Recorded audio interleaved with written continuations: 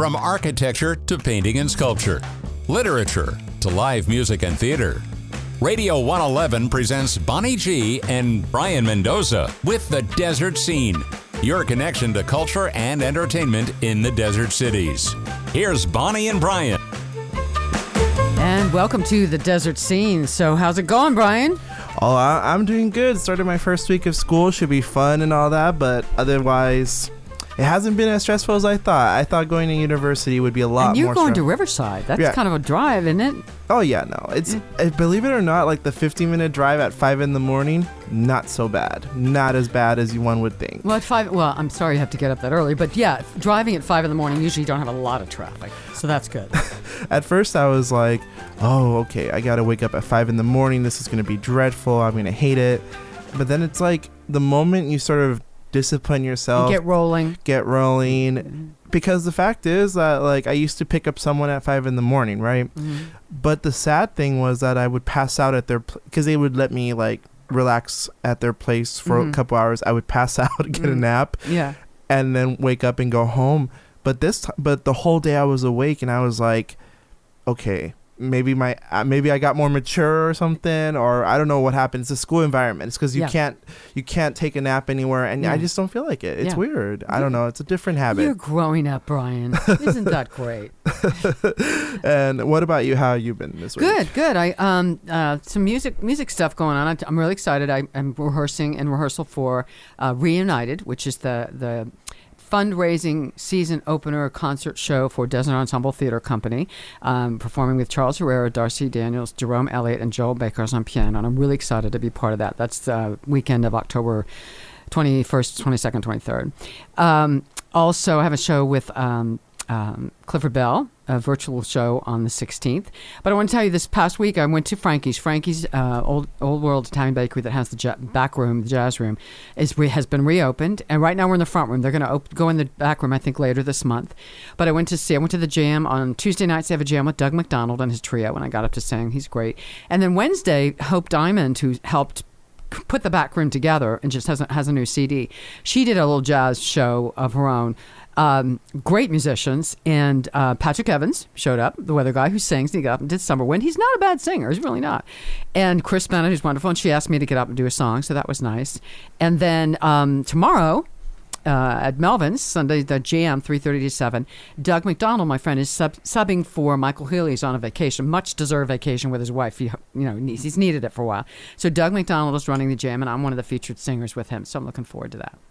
Oh, that's great. That actually sounds like a lot's going on, and that's fun. Like, I was thinking about auditioning for a play at my school called Brown Face, which is about college students that interact with the intersectionality of, like, their college issues, like trying to pass their exam versus being first-generation Latino students. That's great. I think you should. Absolutely. And I was thinking about it, but you know what? I actually was thinking about doing the second show that they have over there. I might try to audition for the second show, which is called Coming Out Monologues, where you talk about, like, your coming out story. And I think that's actually going to be pretty interesting, because even though mine's really positive, I still think that, as presumptuous as this sounds, that I think we also need to throw in some positive ones in there too. It shouldn't all be negative. Yeah. And I imagine that as someone, like, let's say you, like, if you were an audience member, you would want to hear some positive mixed in with, like, the negative too. Absolutely.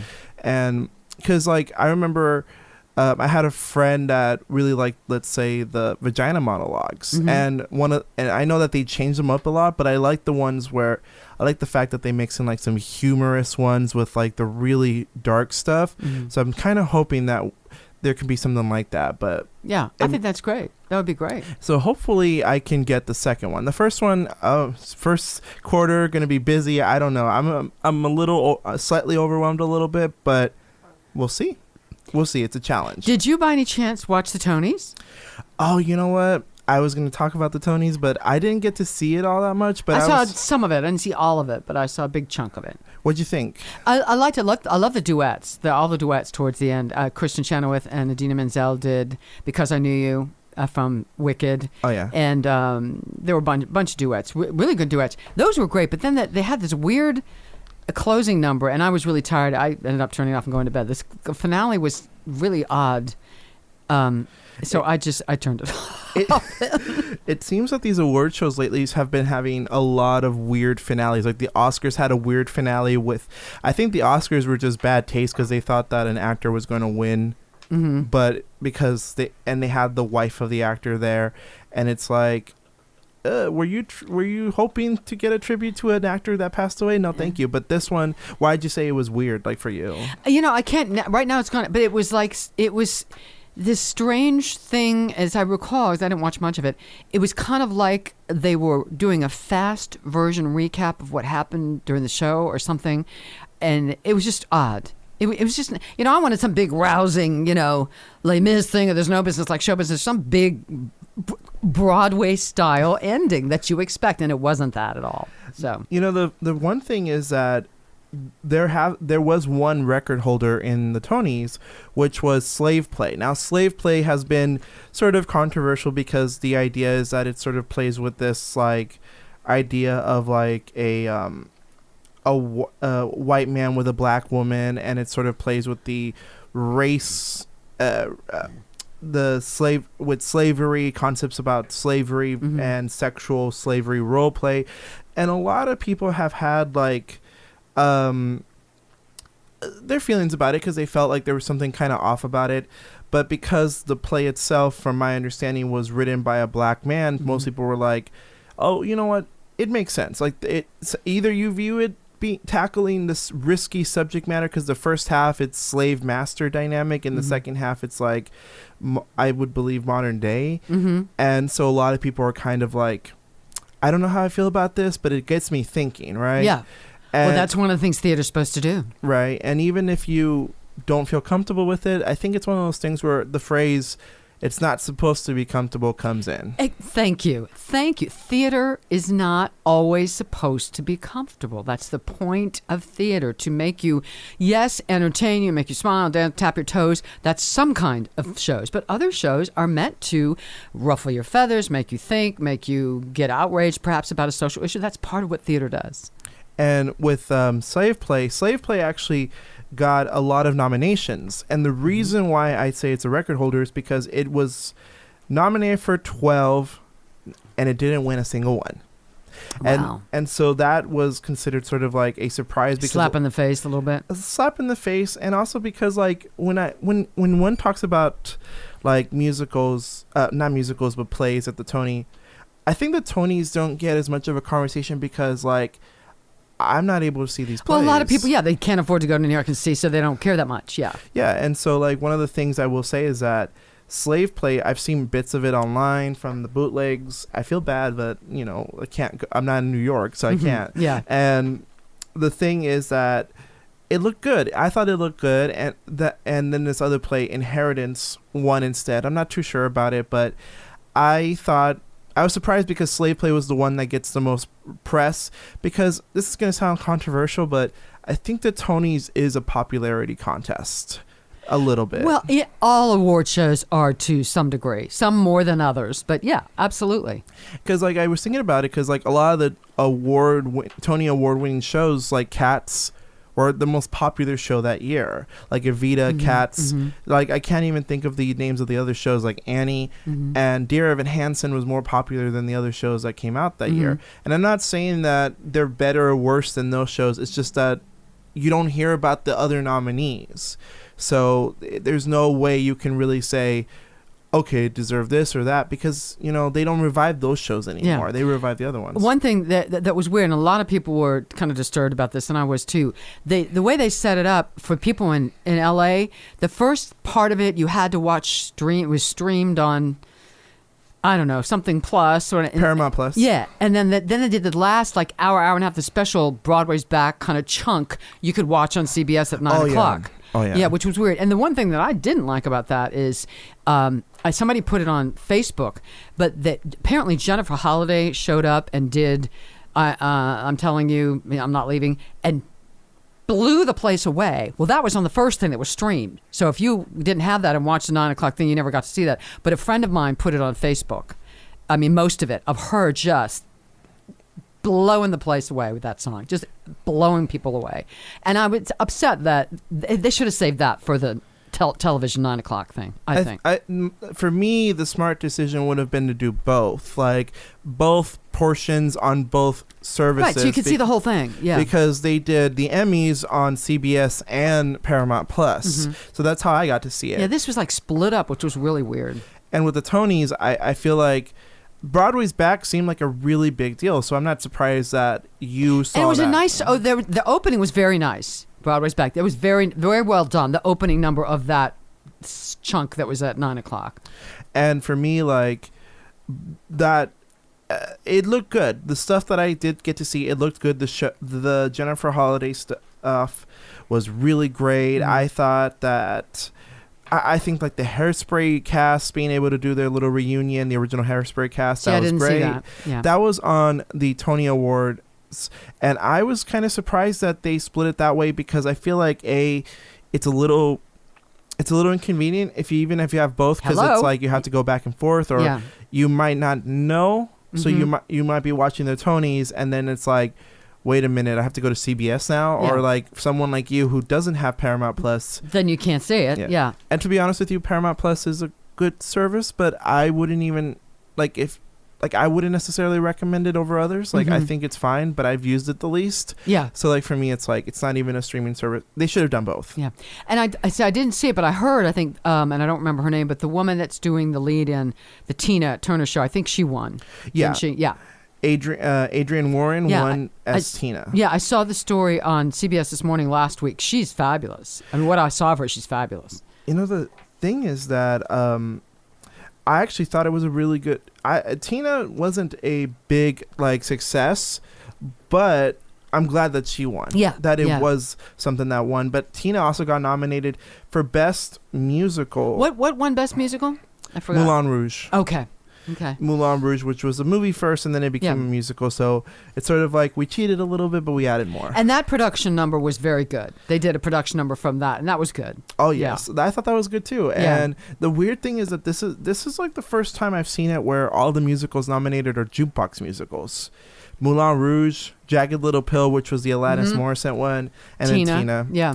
And interesting. I think that's interesting, but I don't know. How do you feel about jukebox musicals? Do you feel like a certain kind of way about them, or I feel like they can be a mixed bag. Like Mamma Mia is a mixed bag for me. Yeah. I mean, I think some of them are fine. Of course, I'm old school. I mean, I love all the old, Guys and Dolls and Music Man and all. I mean, it's hard to beat that kind of stuff, and they don't make them like that anymore. I know that sounds cliche, but I wanted to ask you, I guess for you, do you have more respect for musicals that have original songs versus jukebox musicals, or do you feel like it depends? I go for the original songs. Yeah, that's my preference. Yeah. For me, it depends, because sometimes when Mamma Mia has not a good story, and ABBA's music is kind of it's kind of hard to make music out of that versus Tina Turner's music where there is a story there. Yeah, she got a story. Okay, super. All right, we're going to be back with more on the Desert Scene, some news, and then some great guests coming up a little later in just a bit.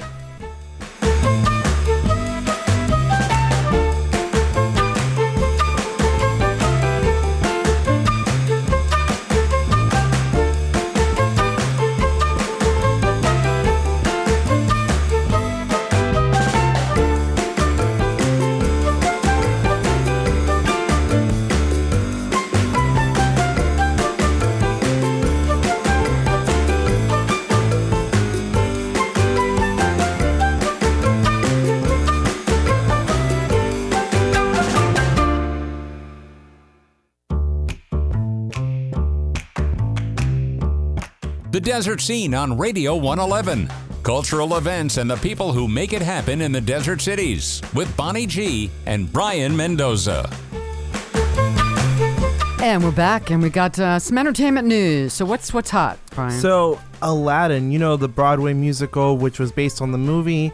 Well, they came back on Broadway after 18 months of being closed. So the typical story, you think, yes, Broadway's back. Yeah. But not for Aladdin. Aladdin actually finally had to close again because there have been a few COVID-19 cases among its cast. It's too bad. It is. And they have done rigorous testing, and they have done a lot of checks and all that. And it just turns out that there was a breakthrough case. Do you know, are they, and this is a good question, are they at Broadway theaters, live theaters, do you know if they're requiring for audience and cast members vaccination cards? Do you know about that? I don't know. That's a good question. I got to actually look that up real quick. But Okay. like, I think that with movie theaters, like I would get the impression that because movie theaters in New York, actually there is right here. Here it is. So according to the New York Times, you do need a vaccine To go to and a Broadway, mask at to Broadway go theater. to a Broadway theater. But I will also say though that I think the Broadway audience having that is great. Like I think we could all agree And that's with the other thing. But Tony's, everyone in that audience had a mask on at the Tonys. That I loved. Everybody did. And it's weird because like the Emmys, I don't know if you saw the Emmys. Nobody did. Nobody did. Yeah. And even Seth Rogen went out of his way to say something. And good for him. And I think that in the case of the Tonys, my thing is that they're so used to performing and being an audience member and wearing a mask that it's like they don't have to feel like, because their industry actually relies on them wearing a mask because they have to do it on stage with multiple people all day. Because in theater, and especially live theater, Broadway, if you're doing 6 or 7 shows a week and singing, you got to take care of yourself. You've got to take care of your body, your voice, get sleep. You can't afford. So those actors, those people are very health conscious. You have to be. Oh yeah, no. Even I imagine, even during a non-pandemic, you have to take care of yourself because you got to make sure that you don't. 6 shows. Someone do 7 shows a week, and I'm a singer, but I'm a mic singer. I could never make it on Broadway. My voice would not last after 1 show or 2 shows. I'd be shy. These people do 6 or 7 shows a week, belting out these songs. So they got to take care of themselves. And for me, like I think that it's really admirable because I'm not a singer, so it's really admirable to see like people being able to perform on stage. But I think it's really admirable that they would even take care of themselves during even not during the pandemic. And then they set such a great example, I thought. And they all look great. They all had glittery masks. They look good. And also, you could advertise your show on there too. Absolutely. Like I remember one time I wore a mask for something, and someone said, "What is it?" I said, "Oh, it's for a TV show that's coming out." And they're like, "I've never seen it." I said, "Oh, you should check it out." So they went and checked it out. Yeah. And I imagine that if, let's say, someone on Broadway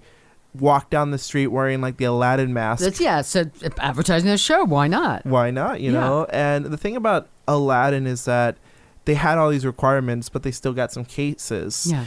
And sometimes it happens. Sometimes that happens, And I think the reason why it happened is probably because, you never know what Broadway actors will do when they go home because they have to commute back home. So you never know who they're around, who's on the subway, and the other thing is that some people, the vaccination, nobody said that the vaccination is 100% sure that you will not contract it or you're not pass it on. What it is going to do is keep you from dying and keep you from going to the hospital and being on a ventilator. That's what it's going to do. And the one thing too is that people forget that like the 90% means, let's say you have 10 people and you put the virus out there and 9 people didn't get it, but the one person died. It happens. So it's like 90%. But that's better than 0%. Yeah. And it doesn't mean 90% like your body has 90% chance of not getting it. What it means is that you actually have a defense mechanism. Exactly. And so like you'll hear about breakthrough cases because that's just how it is. It's normal. Like happens with any disease. Like the flu and all that. Yeah. And sometimes like there's diseases like smallpox where most of the world is vaccinated against smallpox, so it'll never come back in that sense. But the flu, for example, never went away because, not everyone gets the flu shot. And there's shot. A different strain every year. Too. Yeah, and the flu's been around for a long time. Yeah. And so the thing about Aladdin is that I get the impression that maybe like 1 or 2 actors maybe like went out somewhere to get a drink and we're around somebody and or maybe they just got it because maybe somebody from their family came to visit them. You never know, and it can be as innocent as that, and it's okay because I feel like we're human. It's okay to like, after a run on Broadway, you want to relax a little bit. I don't blame anyone for maybe taking off their mask for a few seconds on the metro, but it happened and it's sad. But the reality is, were all the people in the cast not vaccinated, whatever, you would have had many more cases and people going to the hospital and people dying. Agreed. Which with vaccinations, you're not going to have that. No, and I agree with that. The fact that they only have a few breakthrough cases and not everyone tested for it. So, you know what? I think that it's the best of a not so great situation. Absolutely. I mean, nothing's perfect. Nothing's 100%. But why not be as smart as you can be, you know? I agree. When we come back, we're going to have my sweetie, my buddy, my bosom buddy, Siobhan Veladre. Is going to talk all about what's coming up at Runway. Runway's back open. They got some great shows coming up. And we'll talk to her in just a moment on the Desert Scene.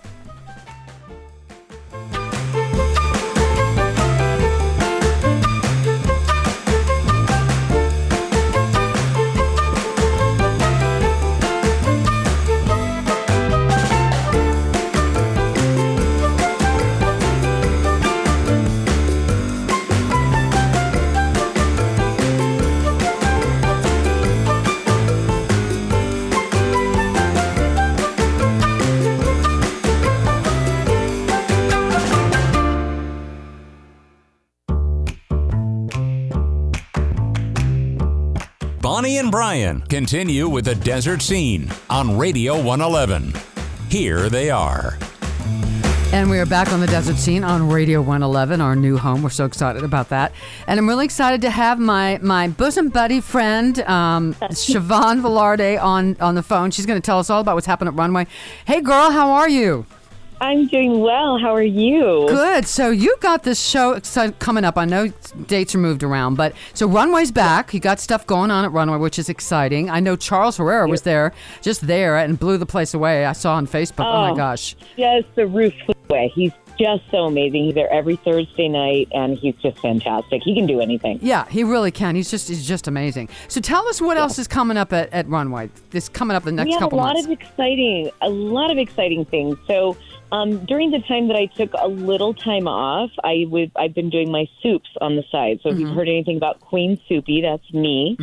And I have been pretty successful, and Runway has wanted to get in on that. So we have a little partnership coming up where I'll be preparing, and they'll be buying some of my soups. I'll be able to use their kitchen, and people can come in and have a bowl of Queen Soupy soup instead of buying a large order. But you can also still do that privately. But within the next couple of weeks, I'm going to start doing that there, and we're going to kick it off in November to solidify it. November 6th is the date. It's my super show. It will be me and Mark Kinney. Yes. Where we will feature three different, my top sellers of soups, and people can come in and do a sampling. There will be the regular versions and also some vegan or vegetarian versions as well. And it'll just be music that will kind of go along with whatever I'm doing in silly antics that I like to get into.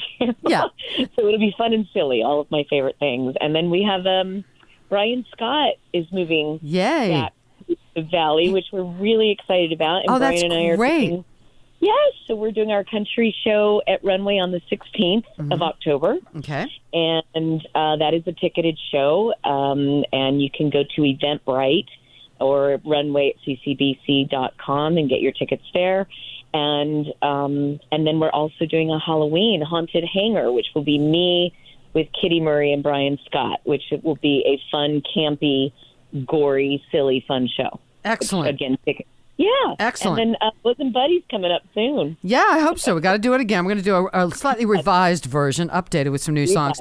Yeah. So I have to go back to the soup because I got some of your soup, the vegetarian. It was fabulous. Basic, the vegetable. It was fabulous. So what are your top sellers? I'm curious. My top sellers are funny. They're the ones that are a little bit odd. It's a Thai soup, which is Tom Kha Gai, which is a chicken soup with lemongrass and lime leaves and lime juice. It's got serrano chilies. It's sweet and salty and spicy and savory. It just sort of hits everything. It hits every mark, and that's what's so beautiful about Thai food. It gets every sense. It makes you feel alive.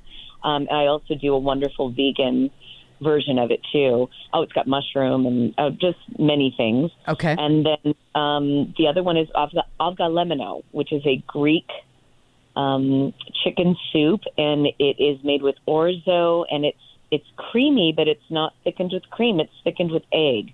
It's a very kind of delicate way to temper the egg into the broth, and instead of it cooking like an egg drop soup would, it becomes creamy and beautiful and velvety. It almost just tastes like velvety lemony orzo, and it's wonderful. Okay. And then the other one is a new one that I've just tried, and it's taking off, is a lasagna soup.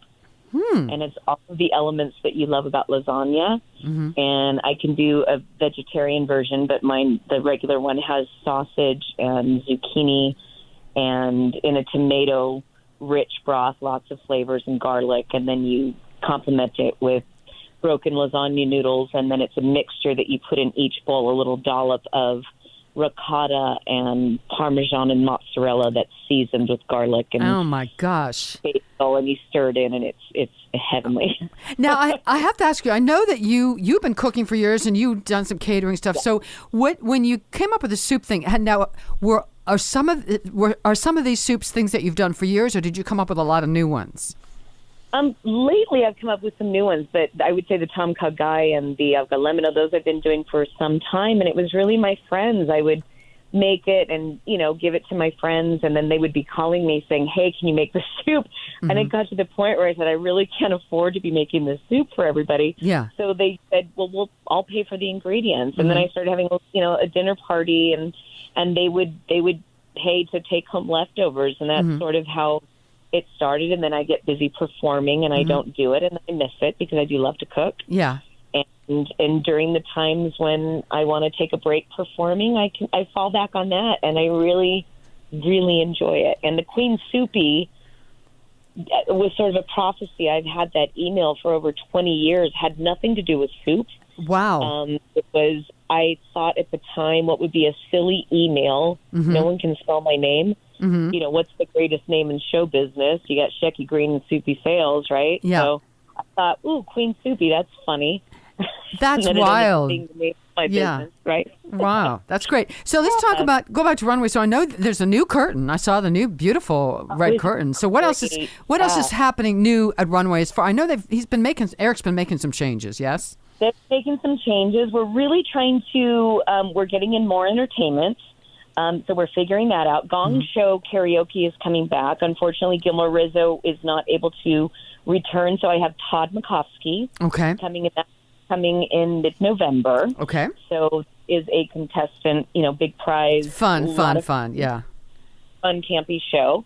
That will be coming back, and we're trying to get other entertainers in the lineup, but they are going to be darkening the room a bit with some of the windows with more curtains or shades to make it a little more intimate and a little more of a cabaret vibe. Yeah. And so it's still a restaurant that's open, and you can have breakfast, lunch, or dinner there, and they're open Wednesday through Sunday. And yeah, we've got some exciting things. I know Rebecca Clark is taking a little time off. I know Karen Cobb is going to be filling in for her, and now we've got Charles Herrera on board. We've got some talent. Yeah, there's some definite talent in this town. Absolutely. Yeah. Okay, so your show, the Super Souper show, featuring Queen Soupy's Flights of Soup with Siobhan and Mark Haney, is November 6th. Let's talk about times and tickets and all that for that. The time is, I believe it's 7:30 to 9, and the tickets can be purchased on either Eventbrite, and again, it's Super, Souper show. Or you can go to runway at ccbc.com, and it will take you to a link where you can purchase the tickets. It's $20 at the door. And I believe there are different packages. I don't know the exact pricing of everything, but if you go to Eventbrite, where you can purchase the soups and priority seating, they do priority seating, I think, for an extra $10, so you get closer to the stage. Yeah, which is kind of a fun thing, and different packages to buy the soups, and that way you get a sample of each soup with a little side of something. It'll be broken up into sets. And we're going to be introducing more dinner shows, which we're really excited about too, and that's in the works. Yeah, absolutely. I mean, it's such a great space. If you haven't been to Runway, it's just, and by the way, it's behind, if you go down 111 in Cathedral City where the big what is it? Revivals. Yeah, the big revival stories. It's kind of back. There's a side where you go back behind that, and it's a really Yeah, it's a really great little intimate place. So I know you. I know your brain is always working. So do you have probably, like 10 shows in your head that you're thinking of kicking around you want to do? I do. Well, I want you and I to do ours. Mm-hmm. Kitty Murray and I have Hell on Heels, which we will be bringing back. We're going to be doing that in LA in November at the Federal, which we're really excited about. That's great.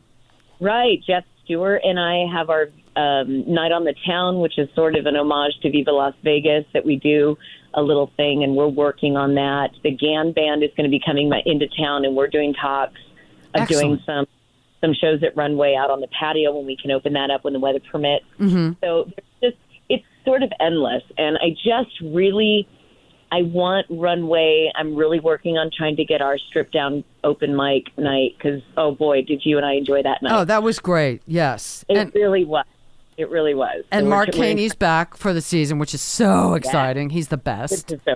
He really is. And, we've got Wayne Bravenel who comes in, and Wayne and I do shows. And even for Francesca Martin talks about doing something. So there's just Darcy Daniels. It's just an endless array. Keisha, Dee, so many people. A lot of great folks. Yeah, right. I'm trying my best is to make Runway just the hub of showing off local talent with no underlying motive or anything. It's just a welcome environment where everybody there's room for everyone. Yeah. And, and it's just so incredible to experience the level of talent that there is in this valley. What do you do when, of course, we've had the pandemic and we're shut down for so long. How do you, as a performer, how do you keep yourself motivated, positive, ready to go as a performer, and sort of keep your juices flowing, your chops up when you have such a long downtime as we did? Gosh, that's such a loaded question. I don't think any of us were expecting it to be as long as it was. Yeah. And at the time I was working with PS Underground, which, as you know, during the season kept us very, very busy. And there was always something in the mix. So we were learning, and then, it would get postponed, it would get pushed, and it sort of went like that. I tried some silly stuff, doing a little internet thing with Heather Bates. We had a lot of fun doing a little sketch comedy thing that we did, via Zoom, and just recording, and lots of writing, lots of cooking.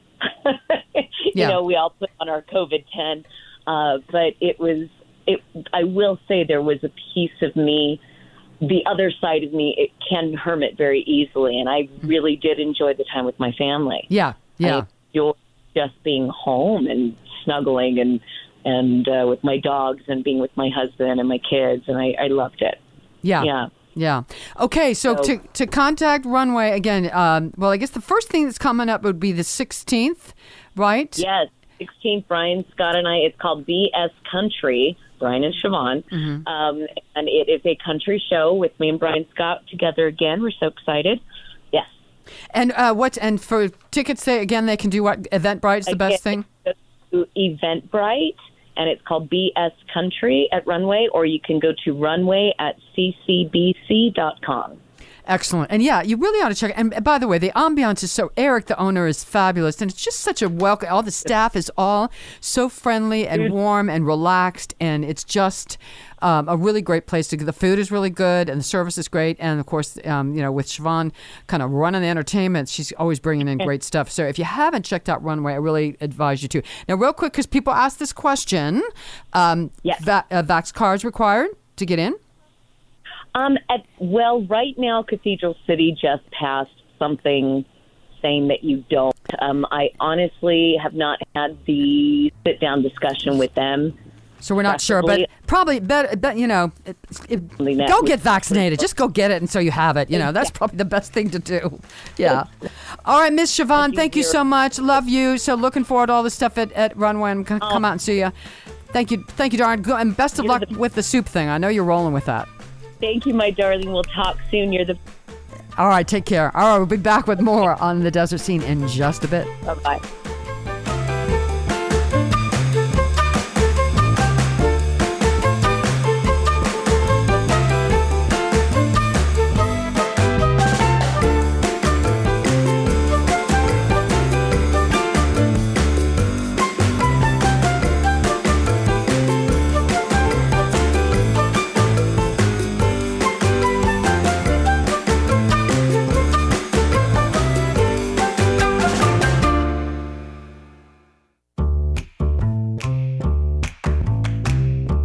From musical theater to literature and all the other stuff we enjoy in between, making desert life so vibrant.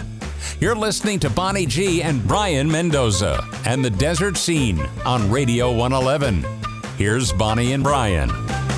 And we're back with more on the Desert Scene on Radio 111. So we got some more news. What's cooking, Brayan?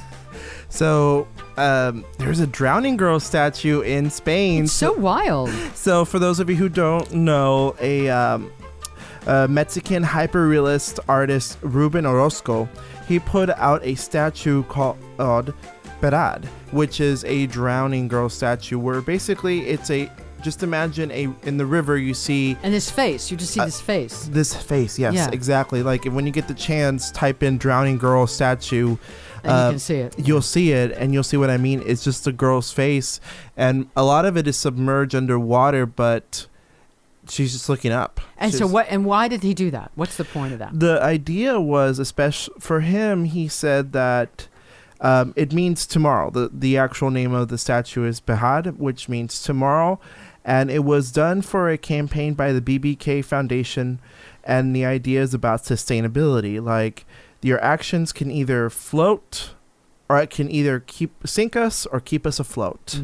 And that's what he was saying, that the idea is that like we can't live in this like model, unsustainable model when it comes to climate change because rising water levels. It's not going away. It's not going away. Yeah. So the idea is that the woman in the statue, her face is a certain way where she's not afraid of it, but she's just sort of like, has accepted that this is the way things are.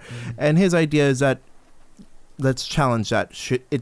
We don't need it to be that way. And so a lot of people were actually really freaking out because some people thought that they felt a lot of stress with it because it's like this face underwater looking up. Because people, if you just look at it briefly, you think it's a real person. You want to jump in there and save them, right? Yeah, and it's also like a whole statue, like a whole person in there, and it's 264 pounds. Wow. And the idea is that some people, like I'm looking at the Today article, somebody said she doesn't even look worried. She looks like she's just going to let herself drown. And another person thought it was like a statue that relates to something else. For example, like she thought it was a callback to like a tragic event because it does look like that sort of statue.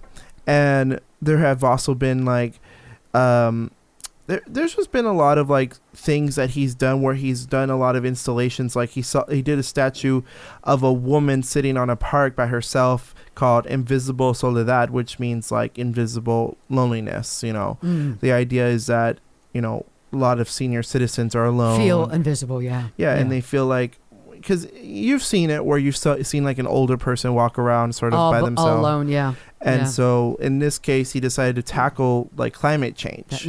And so what do you think about this piece? So it's very interesting. It's an interesting take on it, and I think it's very effective, although it is concerning. I mean, I would be worried. Is this in a place where people like drive by? I hope nobody's having an accident because they think, oh my God, there's somebody in there drowning. From what I see, yes. It's like a place, it's next to like a river, next to a bridge or something. I think what it is that what kind of freaks me out a little bit is that sometimes the head is up a little bit more, like in this part right here, it's up, and then sometimes in this other photo, more submerged. More submerged. So it just depends. So is it like anchor? Is it floating or is it really anchored? Do you know? I'm not sure. I think that I have a feeling that it just sort of like floats a little bit. So it kind of goes up and down. It goes up and down with the water. I think that it just depends on how the water moves.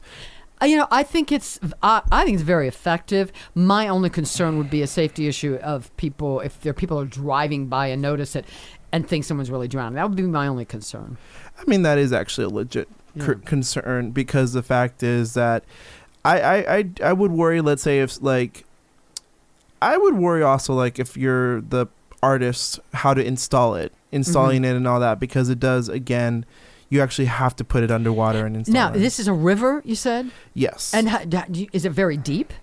From my impression is that I don't think it's that deep. Because the other thing I would be concerned about is if it were really deep, if someone got confused and thought it was a real person and then dove in there to try to save this statue and then ended up drowning themselves. I mean, that would be really bad. Oh yeah. And these are definitely things that I think he thought about, but I think that because of the press that it's gotten, that'll hopefully there's like an installation, something there that tells you, hey, drowning girl, do not go jump. Well, I mean, I wonder if there's a sign or something up front so you can know what it is. Oh yeah. Yeah. And it's not like like the Maryland statue where you could tell like it's not a real person. Yeah. But I mean, this looks kind of realistic. Yeah. And I got to give him a lot of credit though, because that is creative. It is very creative. And it's one of those artistic things where you use the earth as part of it. Like basically like he's talking about the environment. So he uses the environment. As part of the message, part of the piece, yeah. And I think that's brilliant. And I thought when I saw it, I was like, we have to talk about it because it's so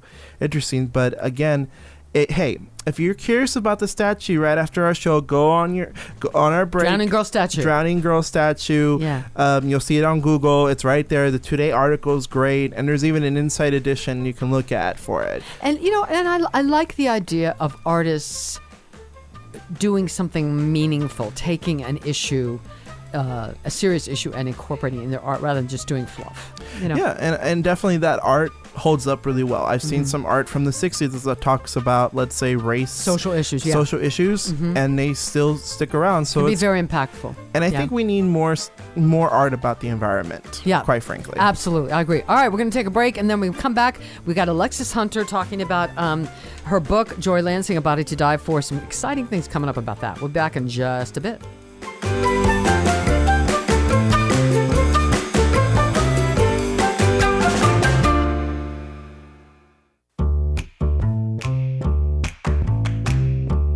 From architecture to painting and sculpture, literature to live music and theater, Radio 111 presents Bonnie G and Brayan Mendoza with The Desert Scene, your connection to culture and entertainment in the desert cities. Here's Bonnie and Brayan. And we're back on The Desert Scene on Radio 111, and now we're joined by a buddy of mine, Alexis Hunter, who has written this great book, best-selling book, Joy Lansing, A Body to Die For, and it's now going to be made into a mini-series, which is very exciting. Hi, Alexis, how are you? I'm good, Bonnie. How are you? Good. So this is really exciting news. So let's go back for folks who aren't familiar with the book or don't know the story. Why don't you tell us a little bit about the story in the book and how that came to be, and then we'll move on from there. Yeah, I wrote a book about my relationship with Joy Lansing, who was one of the blonde bombshell sex symbols of the 50s and 60s. I mean, if they're not familiar with her, I mean, she was on just about every TV show during that period. They considered her the Marilyn Monroe of television. She did lots of films, but more television. And I met her totally by fate, I think. I met her on the set of one of the worst films ever made called Bigfoot. I don't know if you saw it, Bonnie, but it was pretty bad. Okay. I mean, stinko. But she was the star, and I was one of the Bigfoot monsters. So we met, and we became very good friends, and then things developed, and we became lovers. Joy was straight. When we met, she'd been married 3 times and had lots of relationships with men. She dated Sinatra. It all, it's all who you love and love. It's the person. It has nothing silly. Stranger things have happened, I guess. But it was fortunate for me, darling. Yeah. I mean, she was the love of my life, and in I think around 2008, or just prior to that, I was having a lot of health issues, and I'd become friendly again with Joy's stepdaughter, who kept encouraging me to write a book, and I didn't know she was familiar with my relationship with her stepmother, but so I kept saying, well, yeah, sure, I'll write it. And then she kept bugging me every day, and I finally said to her, do you understand my relationship with Joy? And she said, well, Joy told me you guys were together. You were in a relationship. And I said, oh, my God. So, well, needless to say, I wrote the book, and everyone has been so wonderful. People have received it with great love, and because it is not a tell-all. I mean, at all. It's a love story, and it's also a cautionary tale I'm trying to stop people from using silicone injections because they're becoming popular again. Yeah, it's frightening, Bonnie. Yeah. All these women with the big butts, a lot of them have silicone injections. Oh, that's awful. Because that's what those injections, which were big back in the 50s and 60s, is what led to Joy's cancer, which is what killed her, correct? Absolutely, and that's why the title of the book, A Body to Die For. She died for her body.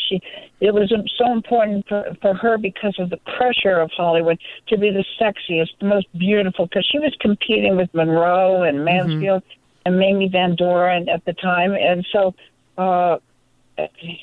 she thought, well, I can have bigger chest, and she did. Yeah. And it killed her, and it's heartbreaking to me. It's heartbreaking. Yeah. Yeah. And so now, and you had to, and back in, real quick, one more thing about the book, because it was not accepted back in those days. So you had to pose as her little sister, given the name Rachel Lansing, right? Because they didn't want the relationship coming out. No, it would have destroyed her career. First of all, it was illegal at that time to be in a same-sex relative. Thank God things have improved. They're not perfect, but they certainly have improved. But I had to pretend to be her sister. Otherwise, everything she'd ever worked for would have been destroyed. Yeah. And, that would have been too awful. Yeah. So the book, and there's an upcoming miniseries. So tell us about that. I'm so excited. I can't stand it, Bonnie. Yeah, I have a wonderful producer, Vincent DeSalvo, and a tremendously great screenwriter, Joseph Doherty, who did 30-something. I don't know if you ever saw that. Oh, yes. I love that show. Yeah. The guy's brilliant. 30-something, and he did Pretty Little Liars. I mean, he's a fabulous, fabulous screenwriter. So I'm so excited that this is happening. And now with the book signing, I'm doing a book signing in New York on October 18th at the Stonewall Inn. And it's going to be great. I mean, my whole world has changed.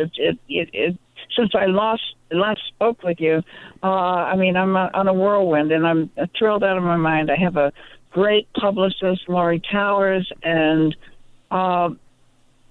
everything. The universe has opened up, and it's all so wonderful. I'm thrilled. So this event is October 18th, 6 to 8 p.m. at Greenwich Village's Stonewall Inn, birthplace of the gay liberation movement. So you'll do a reading, and there'll be a panel discussion with with Vincent DeSalvo and Joe Doherty, and cabaret performers are going to be doing some songs as well. Yes, it's going to be a hoot. It will be so much fun. I'm thrilled out of my mind.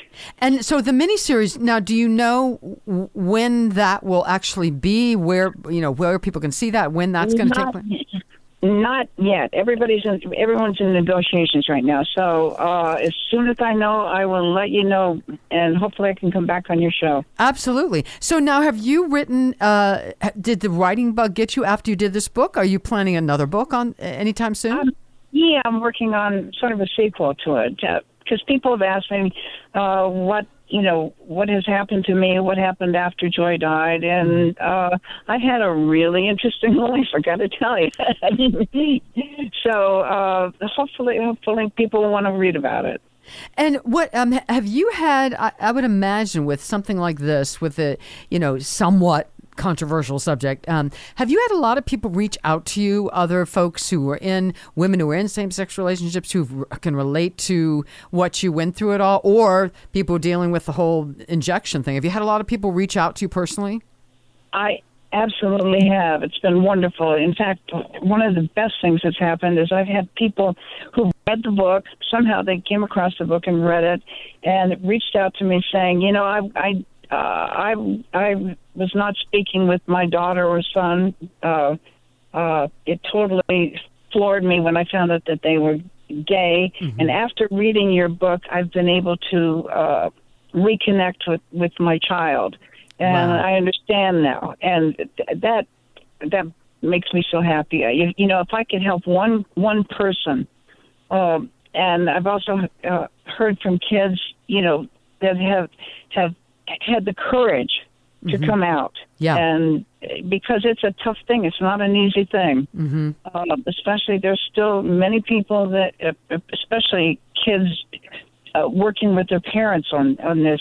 I mean, a lot of kids are thrown out of the house. Yeah. It's tragic. How did your family know at the time, or when how did that work out for you back when you were going through this? No, they did not find out. They were so old school.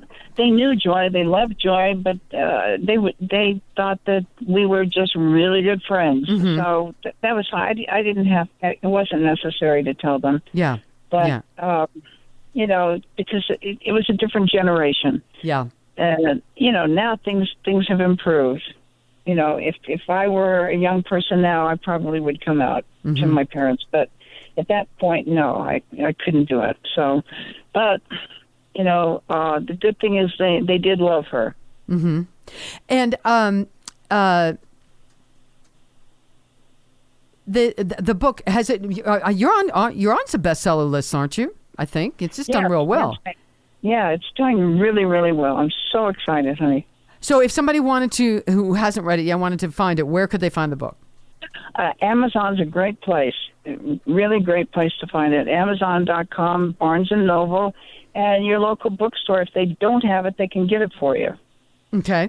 And now the miniseries, are you going to have a lot of control input? Are you going to be part of the casting? Are you going to have a lot of input on this? Or are you trusting Vincent DeSalvo and Joe Doherty to take your story? Are you going to be kind of hands-on? I'm going to be hands-on. They respect me, and they respect the book. I mean, it's a team effort.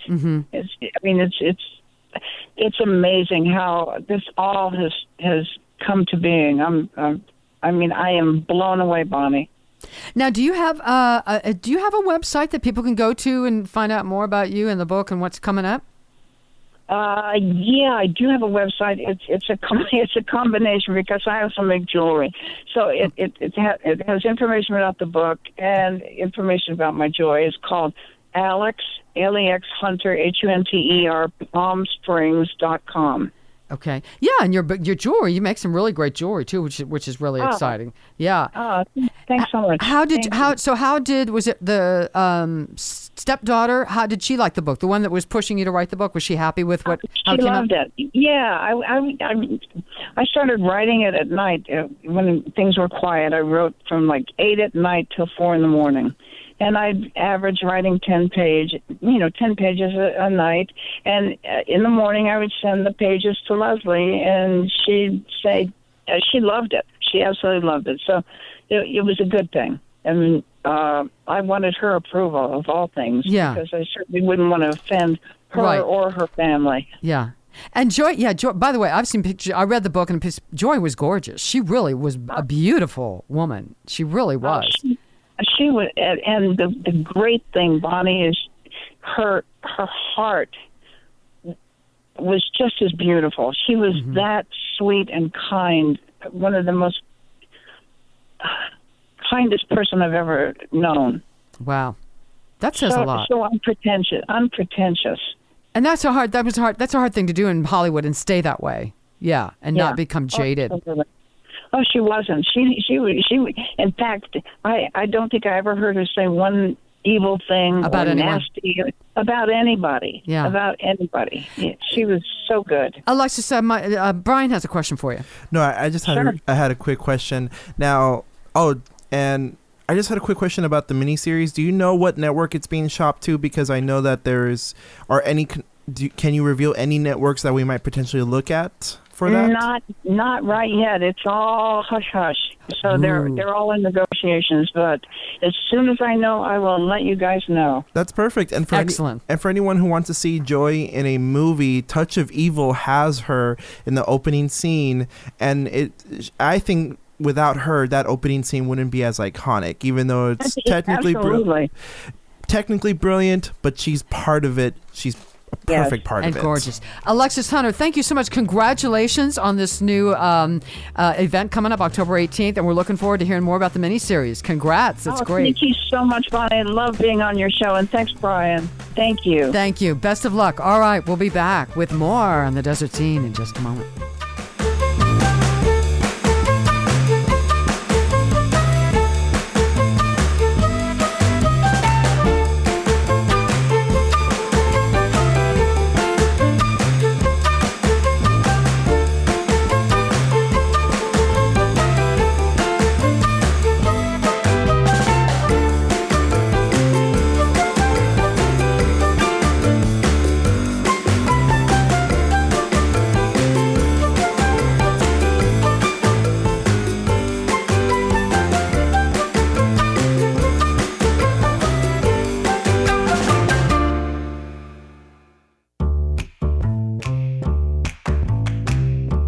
He likes to read. She likes to sing and act. They both love the Coachella Valley. And they love talking about the desert scene with you on Radio 111. Here's Bonnie G and Brayan Mendoza. Hey, and we're back. We're going to talk about Britney Spears because things have changed. Yes. And so finally, after a while, Britney Spears' conservatorship is no longer in the hands of her father. Yay. So we're excited about that. Mm-hmm. And so now Britney Spears' father has to release all documents, everything to a new temporary conservator. So now Britney Spears, while I think she admits she wants a conservatorship or needs one. Not with him. Not with him. Yeah. And so there's that. And she finally feels that her career is back on track, that she can finally make that decision for herself.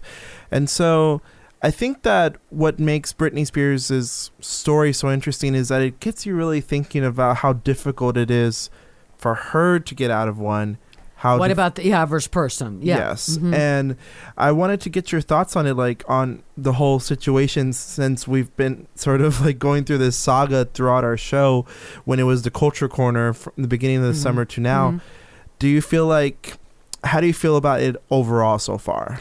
Well, I'm really happy with this development. And of course, you're a little more up on it than I am. But I mean, I've heard about it. It's been in the news. How could you not? The father definitely seemed like he was taking advantage of the situation, draining money from her that wasn't his, and being overly controlling. And we talked about this before. She had a bad time. She had a little bit of a breakdown, but many people have little breakdowns and come out of it and then are fine. That doesn't mean she's incompetent for the rest of her life.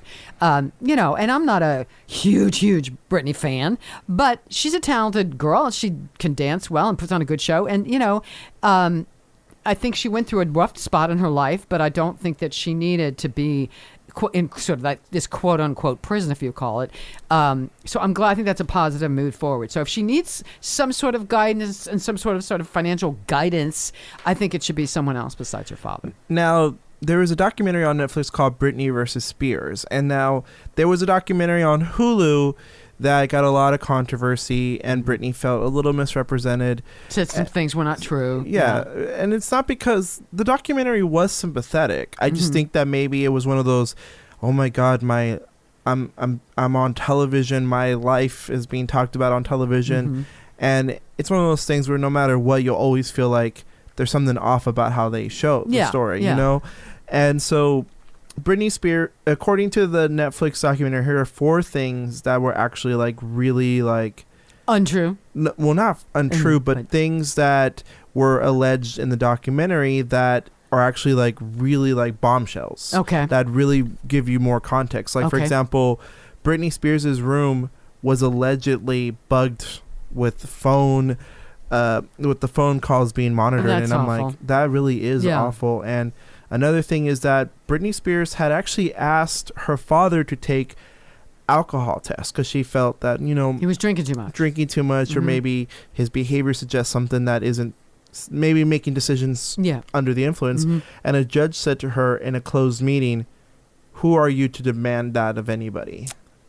And wow, that actually gives you some perspective because Britney Spears' father did get some rehab. He went to rehab for alcohol abuse, and I get that. Like, I mean, that's great, but I think she wanted him to also like takes. She felt that he was drinking secretly, and he needed and making decisions when under impaired. So I'd be upset about that too if I were her. And the judge who said that has actually declined, and he has said in the statement, the judge said, "I caution you not to draw any conclusions or inference from, or be swayed by any one hearing. He's been retired, and I kind of feel like that's one of those people that's like, I didn't say it, but I'm not going to say I did say it. And now he's not still involved in the case, is he? No, Good, thank God. He stopped. I'm sure he did say it. Yeah, and Britney Spears also had an allowance and was allegedly told she can't buy dinner or shoes occasionally. Like, apparently, like Britney would say something like, "Hey, do you think I can have sushi for dinner?" And somebody would say that, like, "You had sushi yesterday and it's too expensive, you don't need it again." Oh, for God's sake. And there would be a few times where, like, Britney Spears would say she wants sneakers. Mm-hmm. And she was told no, and that she didn't have money, and that... That's absurd. And that Britney said that, like, she actually had to... And according to one of her friends on there, Tish Yates, actually said that they were the head of wardrobe, and they had to actually tell Britney, you know, you need...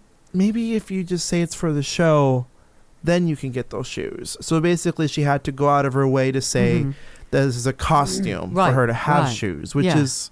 That's absurd. That's wrong. And also, I'm sorry. Britney Spears' father kept a very close eye on the men in her relationships. So, like, they would do, like, a... basically, she wasn't really encouraged to make friends, especially men, and that her friends basically had to be approved by her father. Okay, this is a question I think I asked when this first came up. Has she had an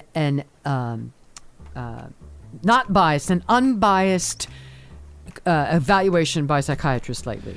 That's what I want to know. I don't know if she has had it. I think the fact is that she has shown time and time again that, you know, she's pretty aware of she things. She seems fine, but I mean, I would say if she got that, I would imagine she'd be willing to do that, an unbiased review. And if they said, you know, this woman is fine, she can manage her own affairs, you know, that's what's needed here, I think. Yeah, and I definitely am glad that her father got out of it, because hearing these things just paints it worse and worse, and it just... You know what? Good for Britney to be able to actually get out of that. And hopefully her next conservatorship is better. I'm hoping. Yes. Let's cross our fingers. All right. We're going to come back with Steve Fisher, who is the new head of Script to Stage to Screen. We'll talk to him in just a bit.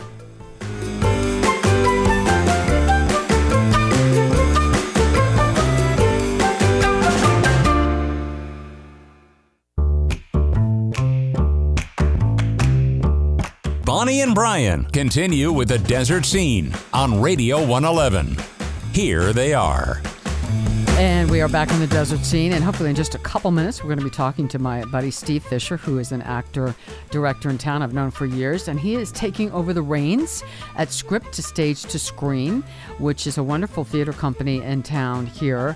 They do a lot of new plays, or basically all new plays, and do stage readings and then productions, and then in the past they've done a couple things, actually put them to film.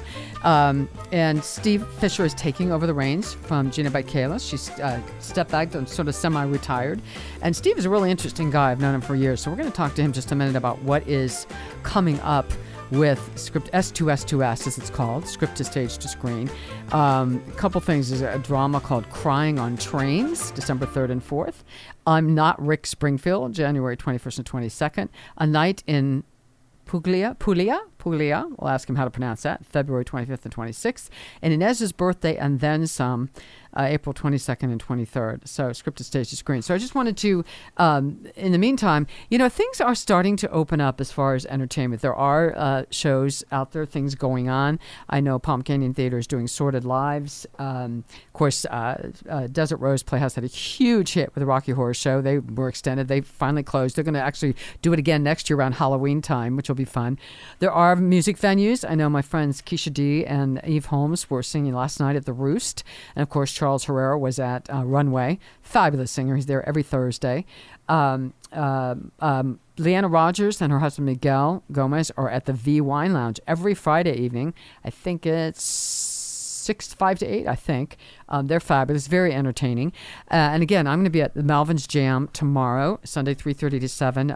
Melvin's, of course, is a great Palm Springs institution, been around for years. And they've had this jazz jam every Sunday for 20-something years. When I first moved here, and the late Andy Fraga ran it and was on piano with his trio. And then several people, he passed away, sadly, and several people took over. Michael Healy does a great job with it now. He's on vacation, a much-deserved vacation for a few days with his wife. So Doug McDonald, fabulous guitar player, is sitting in for Michael Healy this Sunday, running the jam. He's got a trio. I believe it's Tim Pleasant on drums and Larry Holloway on bass. But Melvin's is a great club, 3:30 to 7. You should check it out. I'm going to be one of the guest singers tomorrow. So there are a lot of things. Of course, the Purple Room has reopened. They've got Rose Millette every Tuesday at the Purple Room. On Wednesday nights, it's Music of the Rat Pack with Michael Holmes and Darcy Daniels. They're fabulous. Thursday, Sharon Sills. And then Friday and Saturday, there are ticketed shows, and he brings in folks like Sam Harris and Renee Olstead and folks like that. Some great, really great entertainers from out of town. So the Purple Room, check out the Purple Room. But I will tell you that a lot of these venues, well, Palm Springs, the city of Palm Springs still has, in effect, a citywide vaccination card mandate. Show your vax cards at performing venues, most restaurants and bars. Cathedral City had one. I think they've just repealed it, sadly. But something that you want to check before you buy tickets somewhere or go to an event or a club or a bar or restaurant, you might want to call first. If you don't have a vaccination card, I would suggest you call and find out if that's a requirement before you get there and have a meltdown, sadly, as some people do. But there's a lot of entertainment, a lot of things coming up. So hope you check it out. So also in Toucans tonight, even though we didn't book anybody to talk about it, there is a show tonight at Toucan's Bar. Ty Hendron, who is a country singer who was nominated for a Grammy, he sang the song What Mattered Most.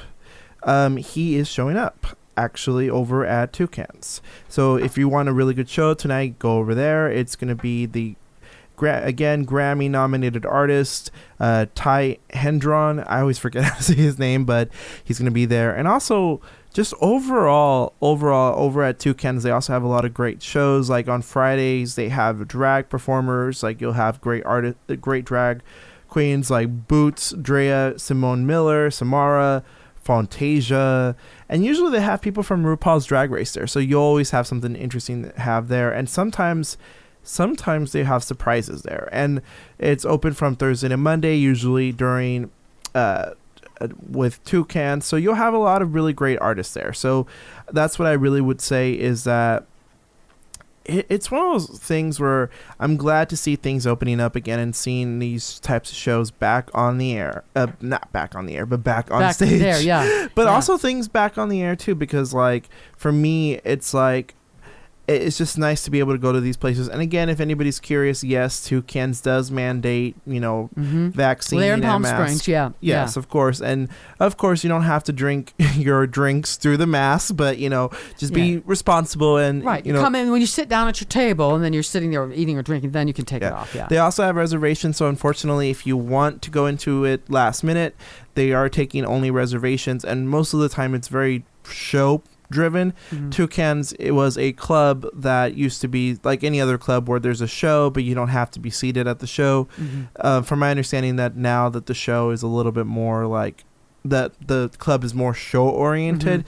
That's something I've noticed. I don't know if you've noticed, but like a lot of the clubs now are more show oriented than like you do your own thing. If you want to watch a show. Yeah, because it's kind of hard to separate those two things. And the other thing that I think, especially since the pandemic, things were shut down for so long with the pandemic, and a lot of clubs lost a lot of money. Some places didn't reopen, but there are places now that are charging a small cover. They didn't, like for instance, Frankie's Old World Italian Bakery. The jams on open mics Tuesday and Thursday. There's a $10 cover, which is reasonable to help keep the club going and pay the musicians. And I think that's totally reasonable. But yeah, you want to check that out before you go someplace. Maybe if you don't have aren't vaccinated, don't have a vax card, which I suggest you get vaccinated. But you better call and find out first before you go somewhere. Yeah, and certainly like I think that there has been it's funny because I saw a report on the Mexican news stations that I watch with my parents, and one of the things they saw was a French man he was speaking in French, and he was talking about how, like, why did you get vaccinated? One thing he said, well, because I kind of got tired of the fact that I wanted to go to a few shows, and I just wasn't able to make them because I need a vaccine. And it's one of those things where, like, if anything, it was kind of funny how, like, his health didn't really matter, but the I was just gonna say that if you're so why are you anti-vax? No, it's gonna do this and change my DNA. Well, I'm gonna go to see a show, so I'll get it. I mean, that kind of doesn't compute. Like, I think it sort of tells you that I think it's more of I just didn't have the time to do it. Stubborn, or whatever. And it's one of those things where, like, there for a while now we have to kind of accept the fact that again, it's everybody's decision, but it's one of those things where, again, it's a decision where, think about it, like, you can still go to maybe a show here and there, but, like, when the McCallum opens up again, you're going to miss out on a show. So if you have tickets for a show, you're going to miss out. And it's one of those things where, unfortunately, like, I don't know what else to say other than, you have a choice, and I don't know. Like, because, like, while I do have a preference that you do get vaccinated, I do want to sort of tell people, it is the reality. It is the reality that this is going to be the norm for a while. And yep, it's not going away anytime soon. And the more people who rebel and refuse to get vaccinated, the longer it's going to hang around. Because what's happened, then the longer it hangs around, then it has more chance to mutate, and we're going to get more variants, and it's just going to be a never-ending cycle. So if you want everything opened up and free, get vaccinated. That's going to help that happen. No, and I definitely agree with that. And also, I do also want to say that, and other announcements, because there's always something going on in town. Today at 420 Bank at 3 to 6, you could actually meet Cheech Marin. Oh, okay. Cheech Marin. So if you remember him, from Cheech and Chong movies, he's going to be Up in Smoke. Was that one of the movies? Yes. Okay. Up in Smoke. It's a meet and greet. Basically, I get the impression that there is a 420 session, and that you actually get to meet him and interact with him. And as for tickets, I get let me look at the tickets real quick. But I would recommend, it's a free registration, but they also want you to, like, I think there's no cover, but you do have to purchase Cheech private stats in order to get, like, an autograph. But that's normal when you go to a convention. Oh, sure. So if you feel like, oh my God, I want to meet him, but I can't. But how dare he, like, sign autographs? And funny enough, I actually wanted to ask you, because what are your thoughts on this? There's been a lot of controversy where people feel like if you go up to a celebrity and they don't give you an autograph, that they're a jerk. What are your thoughts on that? Do you feel like somebody's a jerk for not giving you an autograph? That's a great question. I think it's a gray area, and I think if someone is, if a celebrity is maybe with their family or out to eat, or they're in a hurry, they're running down the street, or they've got some, that sometimes, excuse me, it can be intrusive and inconvenient, whatever. And I understand that. And I think fans should try to understand that. However, on the reverse side, I think just being rude and nasty, no, I'm not going to do that, for no particular reason, you know what? You're the one that's making millions and millions and millions of dollars from your fans going to your movies, going to whatever. They in a large part made you who you are. So I think that is one of the prices of fame, if you will. That, be nice if you can. If someone's if the private having dinner in the middle of eating something with their family, that's intrusive. Yeah, but you know what? It's a gray area. Fans need to be considerate of what's happening there. But I think celebrities also, excuse me, it's the price of fame to a certain degree. I definitely agree that. I think we're pretty much in agreement here. I do believe that there are situations where a fan. There are situations like a meet and greet, like Cheech Marin will gladly get your autograph. That's what he's there for, yeah. But also because there's no cover charge, and there is a simple request of buy a product of his, and you'll get it. But that's normal at a convention. Yeah, that happens all the time. Yeah, and also it's also about attitude too, because the fact is, like, if a famous person's really just relaxing, trying to enjoy their day in Palm Springs, which a lot of them they do, it's not really your place to, like, feel obligated for an autograph, because let's be honest, like, they don't know you. Right. And the thing is, though, it feels really, and it's scary because a lot of people in the past have been interacted with, like, celebrities and all that. Yeah, I believe that's going to be our guest. Let's see if this is Steve. Hi, Steve. Is that you? I believe so. Let's see. Yeah. Hello. Hi, Steve. Hey, we got him on the phone. Yay. This is Steve Fisher talking about script. So sorry. That's okay. We lost signal. That's okay. Script to stage to screen. So tell us about the first show that's coming up is Auntie, Friday and Saturday, October 22nd and 23rd. So tell us about that. And real quick, how did you get in this position you're in now? Oh, boy. Okay. Well, that's kind of a two-part question. First, I'll tell you that Auntie, if it sounds a little familiar, you've heard of Auntie Mame, right? Uh-huh. This is based loosely on that, and I tell you that loosely. Okay. But it does have a wonderful, matriarch who's crazy and loony like Mame, and it's about her relationship and you know how she evolves. I don't want to give you any spoilers. Steve, I'm going to ask you a question because we got to. Can you stick around for a minute? And so if we take a quick break, we'll come back to you. Can you do that? Sure. Okay. Sure. All right, we're going to take a real quick break. We're going to come back with Steve Fisher. He's going to tell us a lot more in just a moment.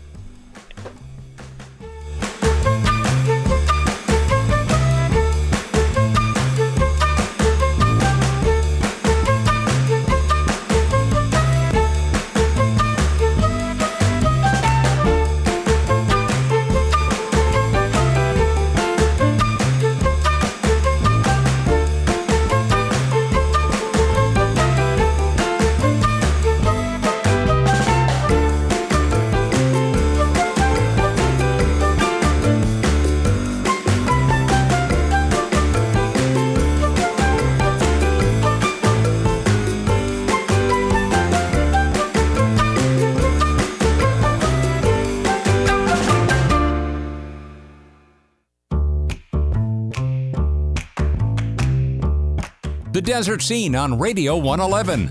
Cultural events and the people who make it happen in the desert cities with Bonnie G and Brayan Mendoza.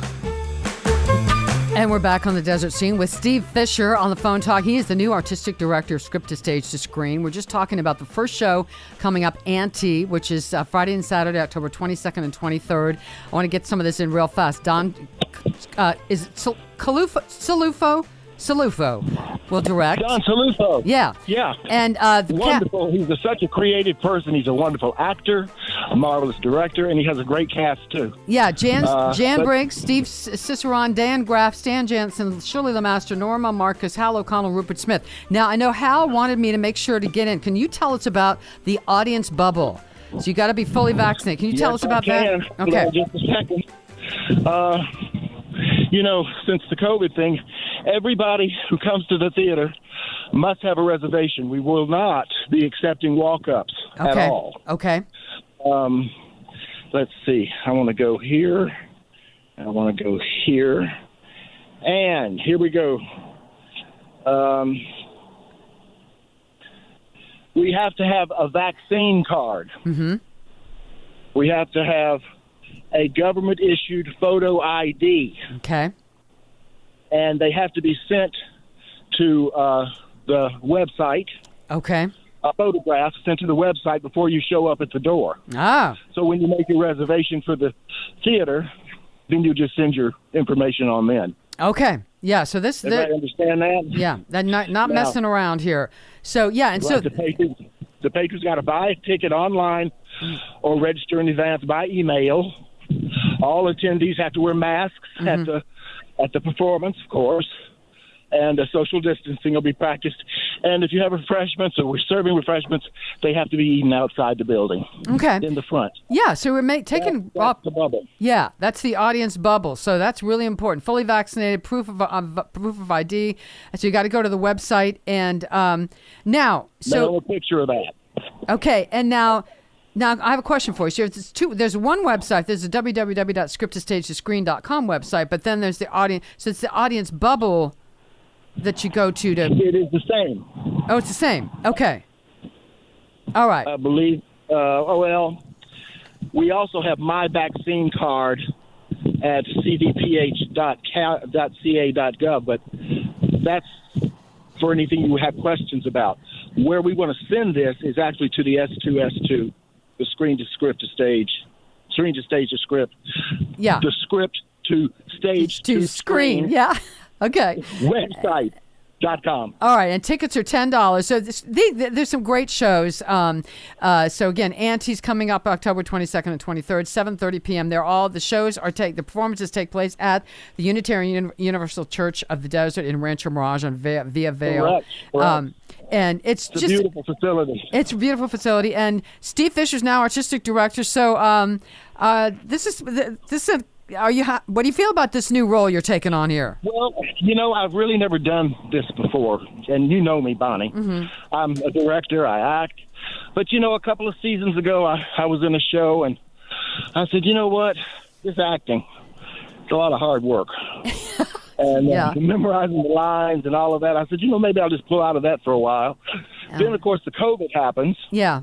And I'm still open maybe to direct a couple of things, but this kind of administrative, artistic director stuff seems a nice way to ease back into things, I think. Yeah, absolutely. Absolutely. And it's great. And now, are they doing, on every show, are they having a question and answer afterwards? Yes.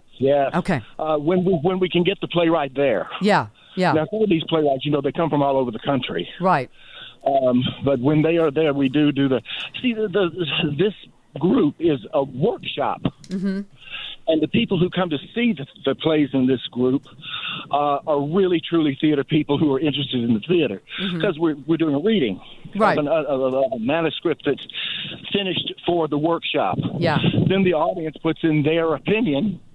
The playwright takes that and either uses it or doesn't, or does whatever he does. Right. Before the COVID hit, I did a show called Southern Baptist Sissies. Mm-hmm. And Dale Shores, Dale. Yeah. Mm-hmm. He came in for one of the performances and did this playwright, conferencing just about his play and what he meant and all of that. Yeah. It was the best night of all. Yeah. Because the playwright was there. The audience was very excited to have him there. I'm really looking forward to it. Yeah. That's great. All right. So again, Steve Fisher's the new artistic director, script to stage to screen. The first reading this season, Friday and Saturday, October 22nd and 23rd, 7:30 p.m. Go to get your $10 tickets. Go to www.scripttostagetoScreen.com. But remember that audience bubble. You got to be vaccinated. Send your picture ID. They're not messing around. Wear your masks. Have your refreshments outside because we want everyone to stay safe and not get sick. Real important. And also, I want to say this. The other theaters in town are doing this too. Yeah, absolutely. Theater. So you've got the Palm Springs, the Rose, iPad. They're all doing this. So get it ready. Send it out to everybody so that you're part of everybody's bubble and can enjoy theater all over the desert. Absolutely. Well, Steve, congratulations on your new role. That's exciting. I'm very excited about it, Bonnie. Excellent. All right. Stay safe out there. Stay well. And I'm going to come see one of these shows one of these days. Get out there. Thank you so much for being with us. Appreciate it. Love you, doll. All right. Love you. Take care. All right. We'll be back with more. No, we won't. We're done. I'm sorry. We're done with today's episode. We'll be back with next week. Thank you to all our guests, to Siobhan and Alexis and Steve and Brian. And stay safe out there, everybody. Really. We want you to stay healthy. We'll see you next week.